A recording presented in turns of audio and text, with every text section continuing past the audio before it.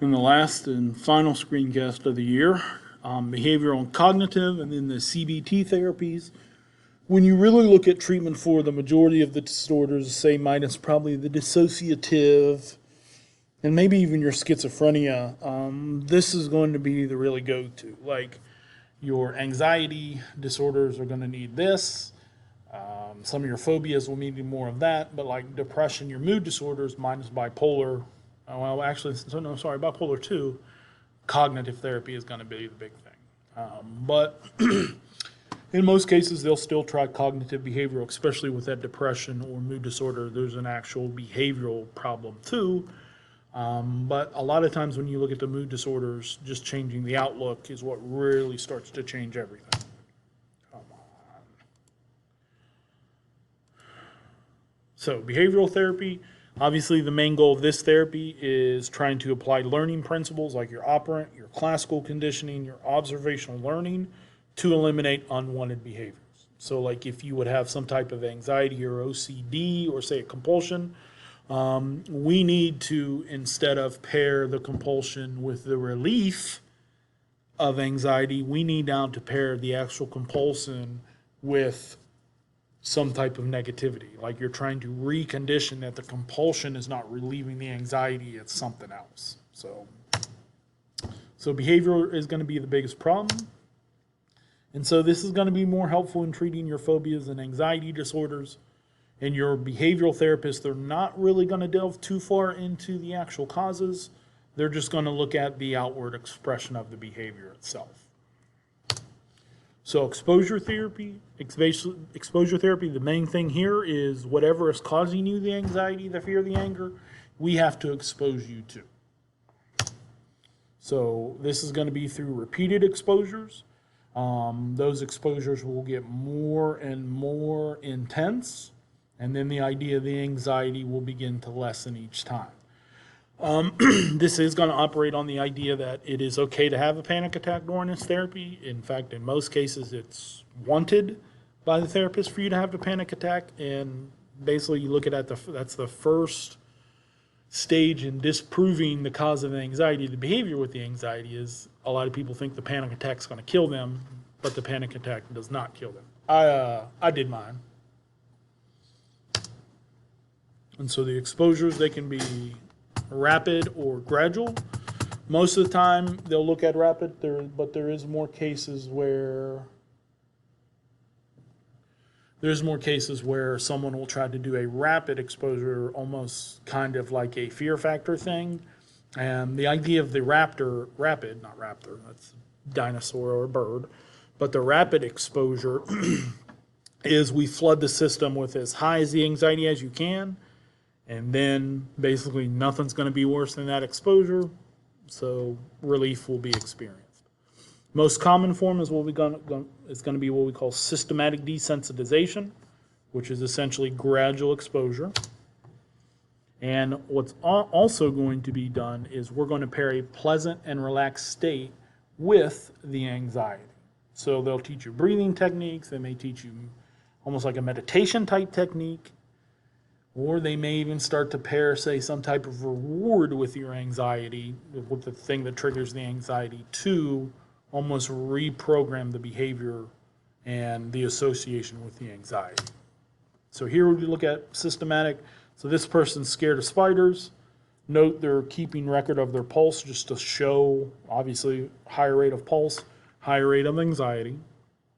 So when we look at this, they look at the picture of the spider, touch this picture of a spider, a toy spider, look at, then they have to touch the toy spider, dead spider, and then the actual touching of the dead spider, just the touching of the dead spider, and then the exposure to the live spider. And why a lot of people with these anxiety disorders and phobias don't return after, say, their first session is because this essentially is torture to them. And basically what they've learned is their behavioral technique paired with the anxiety is a quicker relief than, say, the first therapy session. But realistically, the patient's just not giving it a true attempt.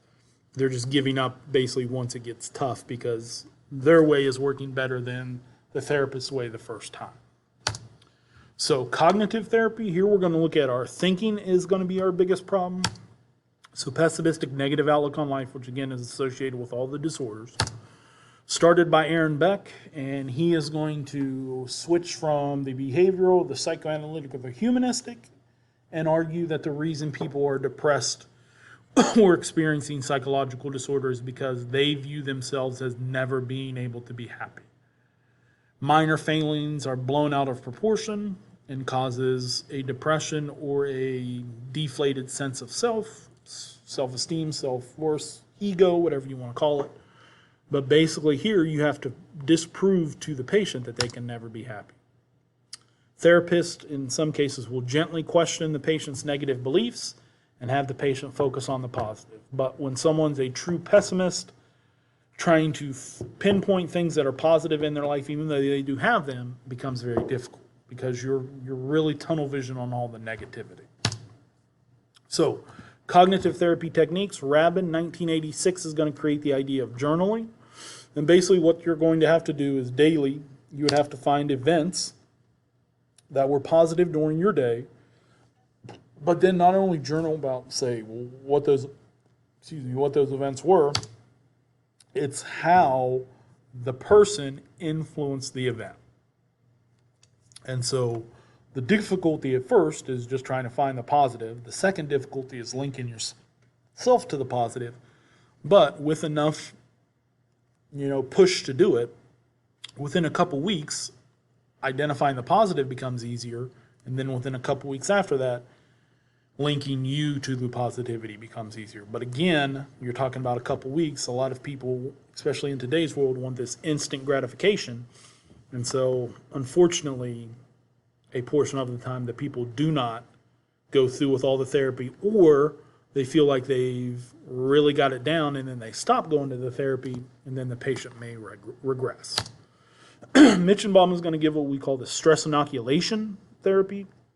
And basically what is happening to here is in stressful situations, you're going to give yourself this kind of self-talk or this self-script that is going to turn the focus of the stress on you and show how it's stressful to everybody. That you're not the only person who experiences stress. There's more people out there who experience it. And that's another problem with these psychological disorders. Even though in most cases there's millions upon millions of people suffering from these throughout the world, often the patient will think no one knows what they're going through, or they may not see examples in their family. So, like if, for example, you had test anxiety, this would be something you would say over and over again in your class right before the test. The exam may be hard, but it's going to be hard for everyone. I studied harder than most people, and obviously by talking to their friends they can see that. And this is the biggest thing we see. We don't need a perfect score to get a good grade. Like the student who says, oh, I'm going to be in so much trouble because I got this bad grade, that could be a precursor to a pessimistic attitude. So like if, for example, you would say that, oh man, I'm never going to be good at this class, I'm never going to pass this stuff, I'm not good at this. If you say that enough, you're going to change your whole attitude to that. So by actually going through this self-script when experiencing stress, and say like a deep breathing technique also, you actually give the body time to decompress. A lot of times once we're stressed out, instead of taking a moment to de-stress, you almost spiral and then you can only focus on the stressor itself. So basically what we look at as we research and practice cognitive and behavioral therapy separate, we actually start to notice that combining the two, by modifying the behavior and modifying the thinking, we experience more relief of psychological disorders. So basically, we're going to alter the way you think, and we're going to alter the way you act. So basically, we would look at, say, stress inoculation training combined with exposure therapy. Or the most common form of cognitive behavioral therapy is what we call the REBT, which is the Rational Emotive Behavioral Therapy. Now, when you look at the description of this is going to sound more like cognitive therapy, but this is really going to be based off if we change the emotive reaction, then we're also going to change the behavioral reaction. It's kind of like when you look at emotions, there's certain expressive behaviors, whether that be a smile, a frown, a facial expression, or like a clenched fist with negative emotions or negative feelings. So by changing this, we'll also change this. So we identify the irrational beliefs, we identify the irrational emotions, self-defeating, self-pity, clinical anger, and then we start to question those. And notice here, it's not the gentle questioning, it's the forceful, hey, your thinking is wrong, this is how your thinking should be. So it's almost like we're going to sit there and pinpoint every irrational thought you say. So like if you're one of those students who thinks a single test grade is going to kill your grade point average, basically what we'd look at like as a school, if we wanted to treat that, you could go the gentle way, which may not experience some as rapid relief, as really forcefully questioning that. So like someone would say that in my class and I actually confront them and explain in front of everybody why that is happening. So an example, the idea would be someone would say I'm a bad or worthless person when I act weakly or stupid, when I didn't study, I'm dumb, I can't do this. Dispute, where is it said and written in stone that you're a bad person? How many people have told you you're a bad person? A lot of times when we look at this, that person has never been told they're a bad person. They have that inner feeling. So replace with irrational, because this would be the irrational.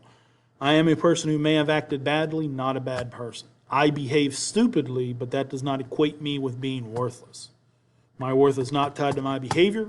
People are stupid at times. Everybody in the history of their life has probably done something stupid.